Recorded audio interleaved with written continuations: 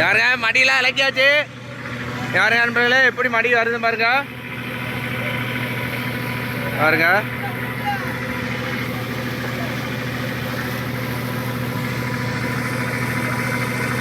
போட்டில் வலையெல்லாம் இலக்கியாச்சு.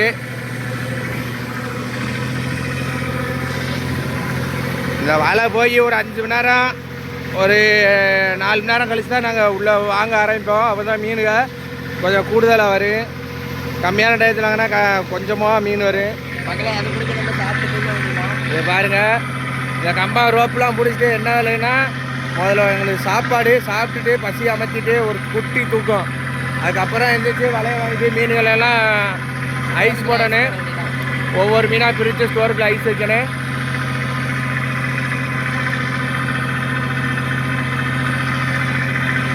இங்கேனே அவ்வளோதான். இப்போ என்னென்னா கம்பாவை இழக்க போகிறோம். யாருங்க எப்படி போது பாருங்க பழக.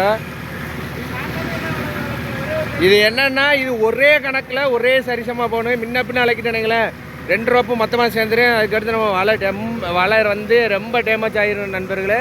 பாருங்க, அதனால் இந்த கப்பியில் ஒரு மஞ்சள் கலர் ரோப்பு மாதிரியா தெரியுதா?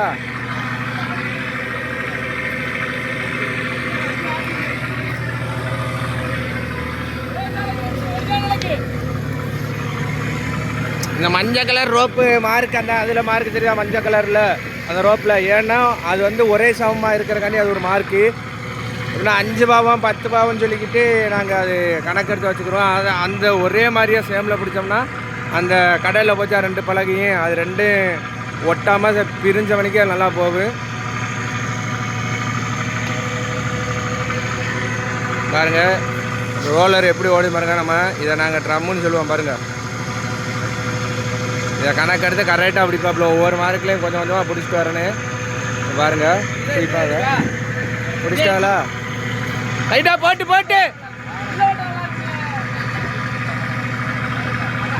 ஓகே நண்பர்களே, இந்த வீடியோ பிடிச்சா ஒரு லைக் பண்ணுங்கள். நம்ம சேனலை புதுசாக பார்த்தீங்கன்னா ஃபாலோ பண்ணிக்கிறேங்க.